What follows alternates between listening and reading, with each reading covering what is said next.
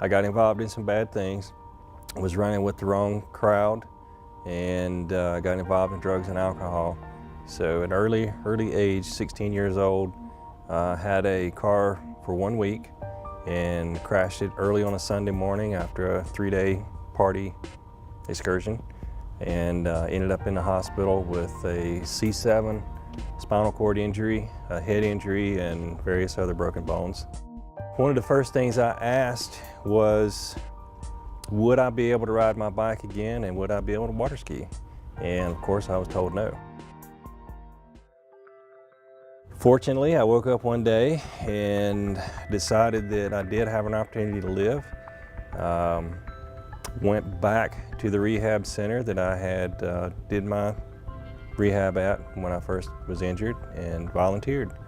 And through the volunteer services there, got into the wheelchair business, which is now my full-time job.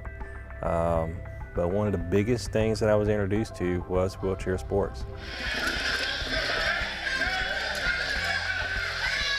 You know, we had been welding together chairs. These guys get pretty rough when they do this rugby deal, let me tell you. It's no kid's game. So they break their chairs in half, basically, and break wheels off them. We've been welding those things up, and we went down to Raleigh, I believe it was, and watched a tournament. These cats weren't handicapped. These guys rolled instead of walked, and I was just so inspired by the deal. Along about that time period, water skiing was reintroduced to me. It was something that when I first heard we had an opportunity to do it, I was like, well, nah, if you can't stand up and do it, you really aren't a water skier. Here we go.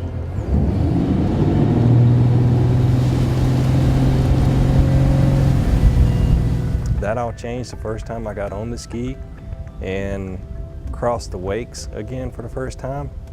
I realized that there was a sport that I could get back into and excel at. I got involved with the ASAP program. They had started a ski program then, and went out, skied a few times, and through their program I was able to really practice and get better and better. The boat driver one day, Brian Bridgeford, handed me a phone number and said, I think you have some potential. These are some world team coaches that you may want to talk to. So I called them that afternoon. 2 weeks later, I was in Brandon, Mississippi, and kind of the rest is history. You had a thought of if we could put some sort of suspension on there, a shock, and that's what we do. We do suspension here and build shocks for motorcycles, that we come up with some system that would absorb some of the energy, not only when you hit the ramp, but when you hit the water again. And I kind of knew a guy that was probably one of the finest fabricators I've ever met in my life. Man, once you got Dan involved, whew, those things went wild and became quite a success.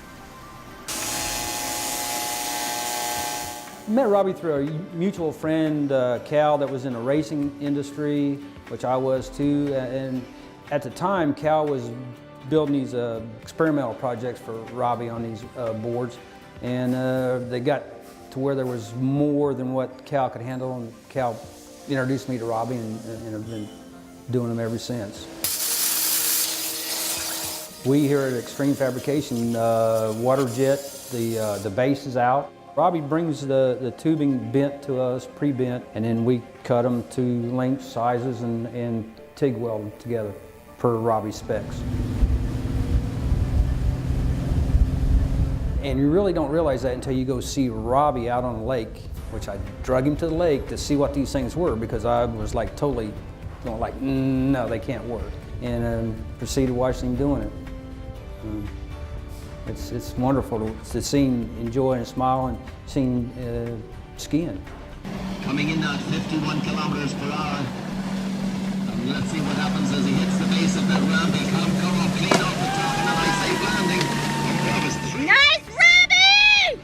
For me to be on the world team, it's great. It's a dream come true for me, but that's not where I get my satisfaction from.